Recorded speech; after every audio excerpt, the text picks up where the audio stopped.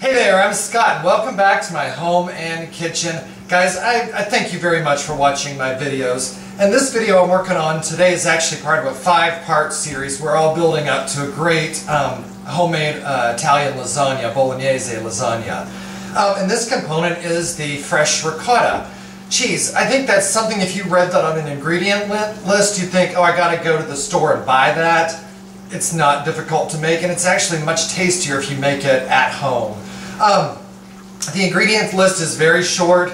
You can also go to my blog. It's www.scotthargrove.blogspot.com to copy and paste the recipe right off the page. But it's so simple. I have a gallon of whole milk in a large saucepan and half a cup of freshly squeezed lemon juice. This is not a kind of recipe you'd want to use the store-bought jarred or canned or bottled lemon juice. You want this to be fresh because it does add a flavor component to the final dish, the ricotta. So I have my gallon of milk in a large saucepan, as you can see here. I'm going to bring that just up to a boil, and be careful because milk, as it starts to boil, will scald and overflow your pot. So the minute you start to see the little bubbles in there, you're ready to go. So I'm just going to wait until this comes up to the right temperature. The water is just coming up to a great little soft boil, which is exactly what we're looking for. Be careful so that it doesn't boil over.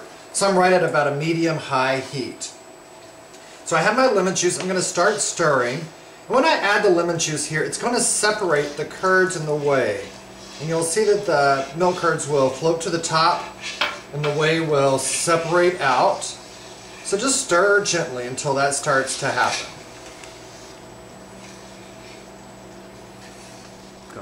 Alright, it's kind of like magic. You'll see the whey, the yellow substance will start to separate, and the cheese solids are going to be left separate. Just keep stirring it and keep stirring it gently. We're not trying to whisk it. And you'll end up getting, let me move some of this foam out of the way, we'll end up getting our ricotta cheese. It's just like magic.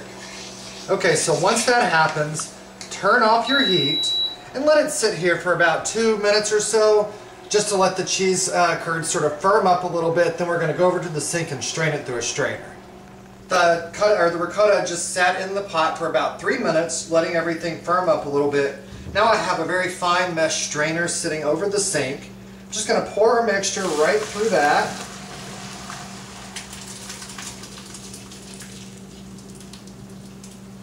And there you go. That's your ricotta cheese sitting right on the top. I'm going to let it sit here and completely strain off all the liquid. This will give us about 3 cups, just the amount that we're going to need for our lasagna. Guys, thanks so much for watching today. Homemade ricotta, who knew that it could be so simple? Go to my blog, scotthargrove.blogspot.com, for the full recipe. Also, pop me an email if you have a comment on this video or want to request any other video. Send me an email at chefscotthargrove@gmail.com. Thanks so much for watching. Check out the other videos in this series leading up to the delicious lasagna we're doing this afternoon. Thanks so much. Bye.